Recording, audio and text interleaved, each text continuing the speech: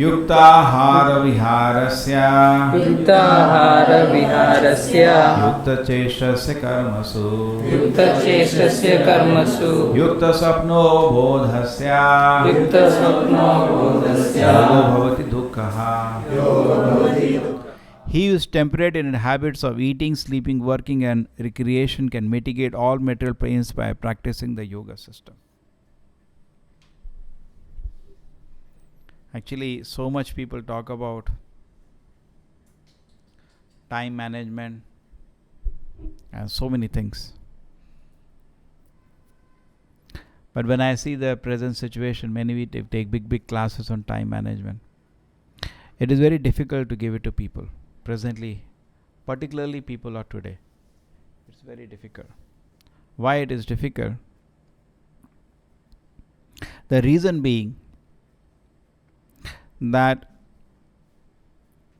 their mind has come to the level of tamoguna.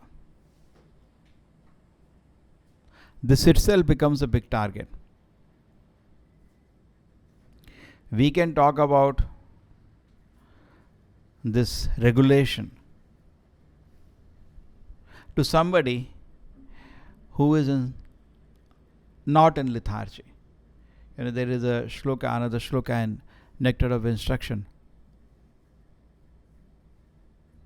The first shloka, Vacho vegam, manasa krodha vegam, jiva vegam, udarapasta vegam, etan vegan visheta dhira.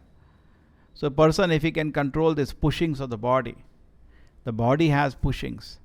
It wants to eat, it wants to sleep, it wants so many things. If you can regulate it, you cannot say no eating, you cannot say no sleeping. If you can organize it, regulate it, that itself brings you to a very wonderful platform. Okay? So live a regulated life. In fact, this is common sense. Body is a machine. If you are eating regularly, if you are sleeping regularly, correct? Then definitely this machine will be very functional. No? There are certain times the body gets urge for eating. And you don't give food that time. It causes sickness. Correct? At the same time, we cannot be like the mundane people who are only bothered about the body whole day. They are animals. They have no interest in spiritual life. They are animals. Whole day. You give a class. Just like I heard in TV, the most popular classes are not our spiritual classes. The doctors talk about how to maintain respiration. Audiences are so much in bodily consciousness. So much they are attracted to hear that actually. But you tell, this is what is more important, body or the soul? The soul is more important. Now you're going to give you a class on Gita about the soul. Nobody will come. And you say, this is the way you can become very rich. This is the way your body can be very comfortable. People will hear with, pay money and go. Just like I was joking, no? I think you all know that. People pay money to go to hell. Suppose you have two aircrafts at the airport. One aircraft is taking you to Vaikuntha and another aircraft is going to hell. And Vaikuntha aircraft is free. And hell aircraft you have to pay huge amount of money. The joke is people go to sit in the hell aircraft after paying money. And Vaikuntha aircraft is free entry and after that also it's free only. But here, just like some airlines are there, you buy a ticket, when you enter, even a glass of water you have to pay. Like Indigo, so many, you have to pay. They don't give you one drop of water free. One little water also they don't give free. You have to pay. And pay nicely. Come inside, then you pay. So anyway, so like that, hell aircraft is like that. Everything you have to keep paying only. Constantly you have to pay. But this Vaikuntha aircraft, entry is free. And in that, everything is free. Huge feast is there, free. All arrangements are there, free. But people don't want. Why they don't want? This is very unfortunate. In fact, you see, not one person. Looks like surprising. People will make mistake. 99.999% people are going to hell by paying money, and on the aircraft also they are ready to pay. Prabhupada used to rather say even more jokingly, they are boldly going to hell. घमंड से जा रहे नरक, जाओ, क्या कर सकते हैं हम लोग. Atma is nitya. Atma will stay forever. It's not that the life will end. Then what? It's a big anxiety. Then what? What is going to be the next? So what we can do, here Krishna is speaking very nicely. He said, organize your life. They say, in organizing time, first we should place the most important item. Why? Otherwise you may not get time to place the most important item. They have that joke, I think you have seen that. Every time when we have a ghada, you put items in it. You put everything, then there is no time to put the most important item. So when you organize your day, first thing, the most important thing, that is spiritual. Where is the time you have kept for spiritual activities, we have to see. Correct? So spiritual activities should gradually keep expanding. In the beginning, you cannot suddenly create time because it isn't to. You have to push your minds away from so many distractions and put in the right place. Correct? So first thing we have to organize, keep time for what time I am going to do spiritual, because this is for my soul. The body, this will healthy or not healthy. Body I have to leave here and go. You cannot say there was recently what happened, one of my classmates died. So everybody is discussing this mistake he did, this mistake. He did mistake or not mistake. Anyway, you have to leave the body and go one day. Correct? It's not a very big deal. All the time I keep meditating, if I can live long. What should be that? If I can live few minutes of proper consciousness, instead of just dreaming to live long. What is the big deal in living long? Trees live for thousands of years. Is that life? Can I live few moments of bright consciousness? Shankaracharya lived only 32 years. Bright, changed the whole world. Lord Chaitanya lived only 48 years. To this day we are worshipping him. Correct? It's not important a long life. What we need is a few moments of proper consciousness. So Krishna is saying, organize it, regulate it. Okay? So regulation of life is very important. In that, what it involves in regulation of the body, the eating. First, many people say you can eat anything and have spiritual life. ये क्या मजाक है? हाँ? तो मांस खा लो, जो भी खा लो, तब भी भक्त बन. ये क्या मजाक है? You cannot. Many people, they say eating has nothing to do with spiritual life. No, eating has everything to do with spiritual life. First thing we know a person, we see, watch what he is eating. Correct? And it is said, the bina pashugnan, somebody is eating meat, he will never be able to understand Krishna consciousness. It will be very difficult for him. In fact, we may be, because in background people in ISKCON, every background people are coming. Sabhi tarah ke log aate hain. But what happens is that when they come to Krishna consciousness, the first symptom of that virakti annatya syat, bhakti pareshanubhava virakti, usko automatically he should lose interest for eating tamasic food. That is the nature. A tamasic man, you keep meat in front of him, voracious eating. A devotee sees it. It's not that he's biting his nahi, bahut man hai, lekin acharya ne bola nahi khane ka. No, he's not interested actually. Virakti comes. Immediately virakti should come if you are advancing. If you're not advancing, then you have to struggle and somehow. Advancing means we should be virakti for all. All the tamasic stuff, virakti. We don't eat fish. Mangalore, everybody eats fish. Are you feeling that we are missing something? We are not missing something. We are having better things to eat. So Krishna consciousness is like that. Okay? Because we get Krishna consciousness, Vishaya vinivartante niraharas dehina rasavarja rasopiyasya param dashtva nivartate. Because we get param dashtva, because we see higher taste, we easily give up the lower taste. So the first symptom is that definitely person should give up all kind of. We don't in the first day tell you stop all eating. First day we tell chant Hare Krishna. But it gives him strength. It gives him a higher happiness. Then he has capacity. When Srila Prabhupada landed in America, he was very careful. You see, it is not just. What I heard was that for 6 months, before he even started preaching, he was watching America. And he has created revolution in certain aspects of Krishna consciousness by that watching. He was not just seeing. He used to just buy a bus ticket and sit in the bus and just come back to the same place. And by the time he will be chanting and looking at the society. Because he has to, just like you are, now tell me, you have your product to market. Want to study the market first before? He studied the market for 6 months. At that time, he didn't launch his product. He was writing to his people in India that time that, can support, we can have a temple. Some basic preaching had started, but overall his product was not launched. And then he launched his product. And he created some revolutionary new things by seeing the market. Number one, he allowed women to join the movement, which is unheard of even in a Gaudiya Sampradaya. unheard of.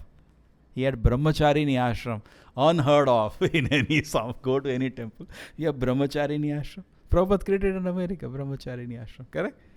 This is revolution. He was watching. He was not just Hamare tarah jaisa. He was, he has no interest in that word. In fact, he wrote in his prayer, "Why, my dear Lord, why did you bring me to this pathetic place?" He said. It's not that he was attracted to America. He was finding it sick. But he was thinking how to organize these people, how to regulate these people. One dress doesn't fit everybody, correct? In this situation, how do I preach? So Prabhupada was organizing, yes. Where you found in any temples, ladies doing Abhisheka and Aarti, have you seen? Seen any temple? Ladies doing Aarti when you enter. Very rare, I think. In India, very, very rare. Hai? Prabhupada did that. Not only that, later when the movement started, many devotees used to come. Imagine his power. They were coming as boyfriend and girlfriend, attending his classes. Prabhupada was silent.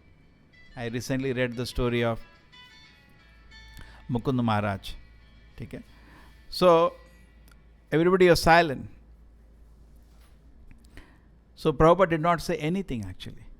They were coming and they were attending his programs. And then the time came, Prabhupada was giving Diksha. So, they all wanted to get initiated from Prabhupada.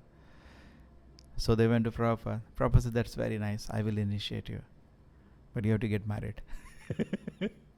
Imagine I don't have that kind of patience. I will tell on the first day, "How is it? Huh? We are unmarried and you move together." I would have told on the first day, I think. Correct? Anybody of us. Prabhupada was watching that culture. He knew, if I say that, it's over in the first day. I am giving them a weapon first. Then I will tell them later.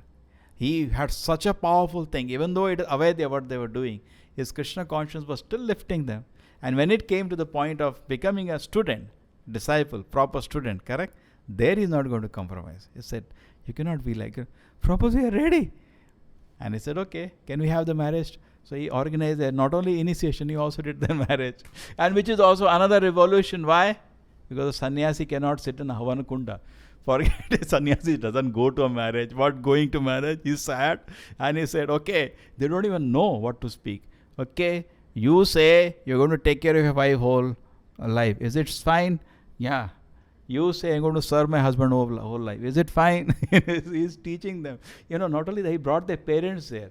And they have no culture in the sense he told, "Go touch the feet of your parents." So the Prabhupada, they are not devotees. Prabhupada said, "No, from good seed cannot come from a bad, from a bad seed, good fruit cannot come out. Because they are parents, you have to give credit, you have become a nice devotee." So the parents were completely surprised what's happening. They're giving them so much respect. That's how Prabhupada conducted. And he gave an example. In fact, he even had to the extent that he got the sarees from India. The girls did not know how to wear, who will teach. So on his own self, the sannyasi, he wore the sari and girls are watching. And then they went and they wore sari. Just imagine what all he had to do. So in a situation we have to watch. So the regulation is needed. Definitely there is some adjustment, time, place, but we can't do. Acharya does. Why Acharya is only allowed? Even chanting. Chanting was 64 rounds in the Gaudiya Sampradaya till Prabhupada. Prabhupada said, "My movement will not progress if I make." He knew them. 16. He gave. But he said, "Be busy whole day." He said, those people who have time still chant 64 rounds. Many temples, pujaris and all, they chant 60. Because time is there. Kya ek do aarti fir kya jap karte raho. They chant. But those who are busily engaged, they should chant 16. In fact, very interesting thing, when Prabhupada landed in America, he had to come to India because his health was not good. So he decided, he knew how to take care of his health. He used to always have only Ayurvedic medicines. And he came back to India, took Ayurvedic medicines. And it was too cold for him, sudden change of climate. He wanted to have little sun and recuperate. And he went back. It was a very intelligent step actually. And when he went back, he had one question for everybody. Only one question for every disciple of his. Are you chanting 16 round? Are you chanting 16 round? He was asking one question. Therefore, we should understand, among all the regulations, this is the most important regulation. Other things come second. We can somehow organize other things, but this is the most important regulation. If this is in place, other things will fall into place. This is so powerful. So we should, because when we are doing this, You are obeying a pure devotee of the Lord. Actually, there is only reason you can do this is that the order of Acharya is there. If you feel I am chanting so that I become peaceful, I have no stress, my senses are calm, then you will not chant 16. You will chant 3, 4. I think I am fine now. I am ready for the day. That's what people do. Nahaya and they are ready.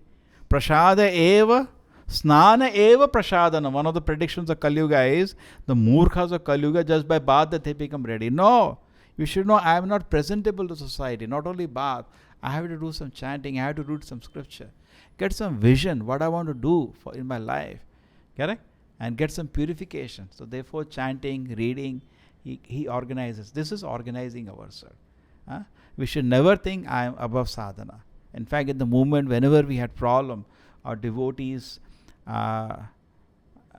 starting again back to their old habits. The reason has been whenever it is studied, it is sadhana. They took sadhana for granted. We are all sadhakas.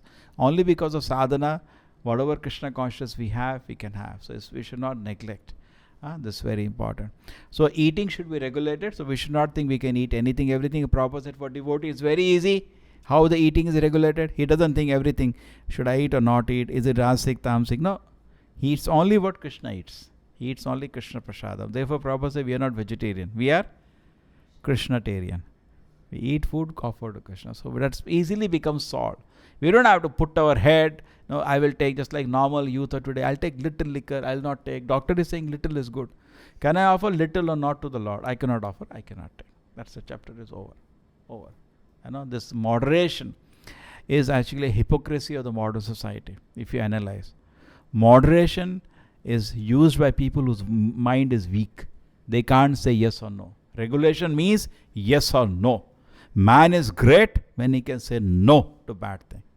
Correct? You take from some person a chicken, will you eat? No. Why? I'm not supposed to eat this. He's a great man.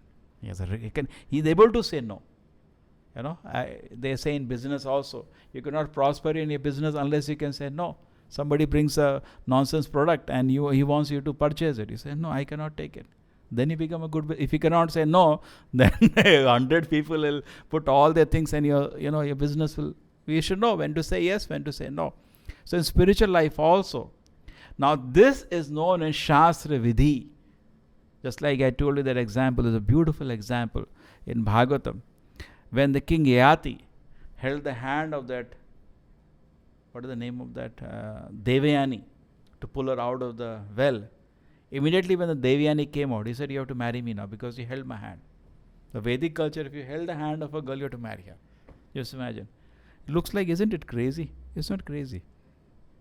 Because they know physical contact, what will happen to the mind of people. Therefore, keep it aside. And today when we think we have advanced, we are not advanced. The result is still worse. Not only holding hands, so many things happen. And still they don't get married. The Vedic culture is actually. So therefore, what to do, what not to do, you cannot imagine. Take advice from the Shastra. It's not easy to, suppose you're organizing a society, you're regulating a society. The Vedic advices are perfect. Perfect actually. Don't have to even adjust on it. Perfect advice, But today people may find sometimes this is not correct, but actually it's correct. For us it is easy. Anywhere we go, if the ladies are there, they will say Hare. They are shaking everybody's hand. For us they say Hare Krishna. Also we are Hare Krishna. One devotee was telling, in his house a foreigner came. The moment the foreigner came and his wife, generally previously the wives would not even come when some guest has come. They will be. So she said, no, you should be present. He will feel bad. He's a big person from England. Some few generations before. So he came to the house. So he said this. He said, Hare, how are you? How do you do? And he was shaking hand. He says, this is my wife. Oh, how do you do? She ran. He said, 10 steps behind. So he understood. No, he said, our culture, we don't shake hands. So this all developed actually. If you just minutely think about that, instead of sometime thinking this is orthodox, no. It knows the weakness of the mind of the people. Therefore, this organization is there. They say, no, man and woman cannot be alone in isolated place unless they are married. Correct? Why? These are all good regulations for the society.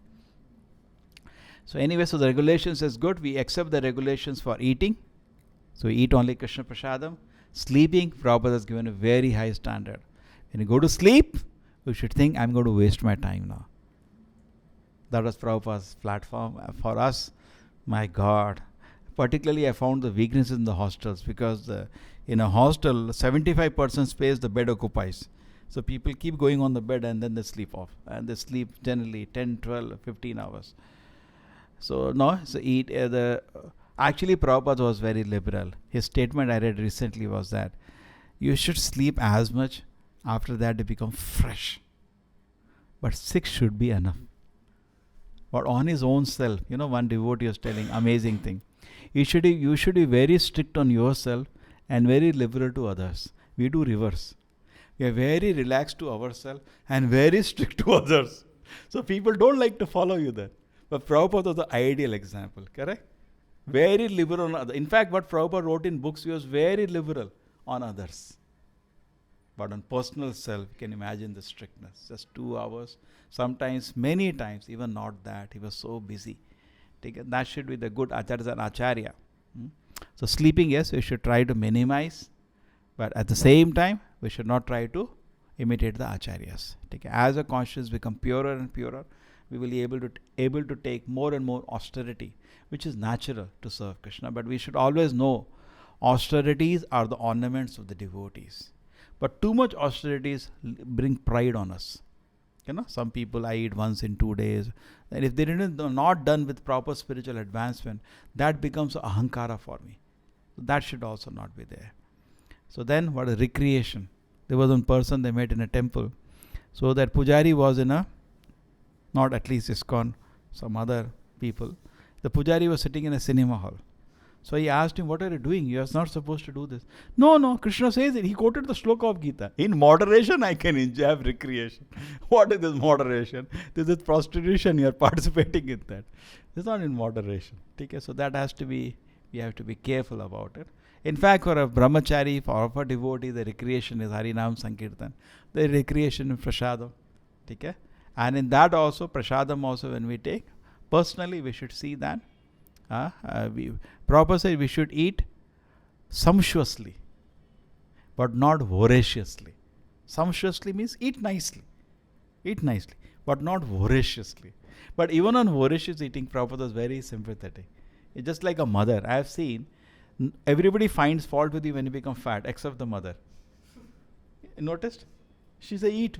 Son may be this much buffalo. Everyone will say, why is he so fat, except the mother. Mother will still say, eat more. Because affection is, Prabhupada is the same attitude. So many of his people who joined Prabhupada are like this. And within 2-3 years, you can see them. Prabhupada never said a word. His affection was so much love. Once in a while, he used to tell, my Guru Maharaj, you not used to like fat people. That also so lovingly, just suggest to them. In fact, he used to personally cook and serve. So sometimes they used to eat 11 chapatis. Can you imagine the hard work needed? 70-year-old person is making 11 chapatis of one person. So Prabhupada used to sometimes suggest, my Guru Maharaj not used to like fat people. Because he knew what is going to happen if you eat 11 chapatis. They became like this. But still he was nowhere. It changed his affection or their inspiration to preach. That was not primary for him. These things are important, how much you eat, but not primary. Okay? These things overall, people learn to slowly regulate. Srila Prabhupada ki, Bhagavad Gita ki.